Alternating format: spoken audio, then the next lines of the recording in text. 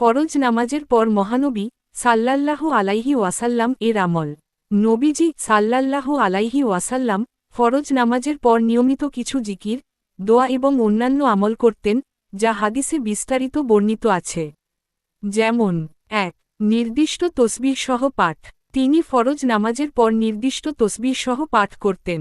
আবু হুরায়রা রাদিয়াল্লাহু থেকে বর্ণিত হাদিসে আছে, নবীজি সাল্লাল্লাহু আলাইহি ওয়াসাল্লাম বলেছেন, যে ব্যক্তি প্রত্যেক ফরজ নামাজের পর ৩৩ বার সুবহানাল্লাহ, ৩৩ বার আলহামদুলিল্লাহ এবং ৩৩ বার আল্লাহু আকবার বলে, তারপর একবার লা ইলাহা ইল্লাল্লাহু ওয়াহদাহু লা শারিকা লাহু লাহুল মুলকু ওয়া লাহুল হামদু ওয়া হুয়া আলা কুল্লি শাইইন কাদির বলে, তার গুনাহ সমুদ্রের ফেনার চেয়েও বেশি হলেও মাফ করে দেওয়া হবে।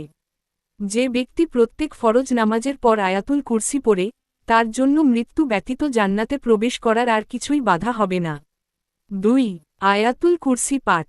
ফরজ নামাজের পর আয়াতুল কুরসি পাঠ করা নবীজি সাল্লাল্লাহু আলাইহি ওয়াসাল্লাম এর সুন্নাহ।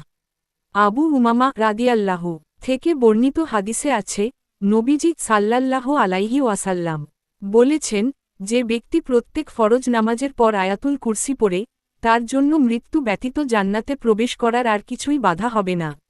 ৩. সূরা ইখলাস, ফালাক ও নাস পাঠ। নবীজি সাল্লাল্লাহু আলাইহি ওয়াসাল্লাম ফজর ও মাগরিব নামাজের পর সূরা ইখলাস, সূরা ফালাক এবং সূরা নাস ৩ বার করে পড়তেন। আব্দুল্লাহ ইবনে খুবাইব রাদিয়াল্লাহু থেকে বর্ণিত হাদিসে আছে, নবীজি সাল্লাল্লাহু আলাইহি ওয়াসাল্লাম বলেছেন, প্রত্যেক ফরজ নামাজের পর সূরা ইখলাস, ফালাক ও নাস ৩ বার পড়ো, এটি তোমাদের জন্য সব ধরনের ক্ষতি থেকে সুরক্ষা দেবে। ৪. দোয়া ও মুনাজাত। নবীজি সাল্লাল্লাহু আলাইহি ওয়াসাল্লাম ফরজ নামাজের পর দোয়া করতেন।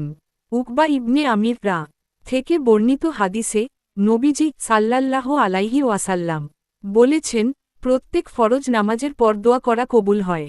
সাধারণত তিনি এই সময়ে নিজের জন্য, পরিবারের জন্য এবং উম্মাহর জন্য দোয়া করতেন। একটি সাধারণ দোয়া হল উচ্চারণ, আল্লাহুমা আন্তাস সালামু ওয়া মিনকাস সালাম, তাবারাক্তা ইয়া জাল জালালি ওয়াল ইকরাম। অর্থ, হে আল্লাহ, তুমি শান্তির উৎস এবং তোমার কাছ থেকে শান্তি আসে, তুমি মহিমান্বিত, হে মহত্ব ও সম্মানের অধিকারী। নবীজি সাল্লাল্লাহু আলাইহি ওয়াসাল্লাম ফরজ নামাজের পর তার স্থানে বসে জিকির করতেন এবং সালাম ফিরিয়ে ডান দিকে মুখ করতেন। ৫. নির্দিষ্ট অবস্থানে থেকে জিকির। নবীজি সাল্লাল্লাহু আলাইহি ওয়াসাল্লাম ফরজ নামাজের পর নামাজের স্থানে বসে জিকির করতেন।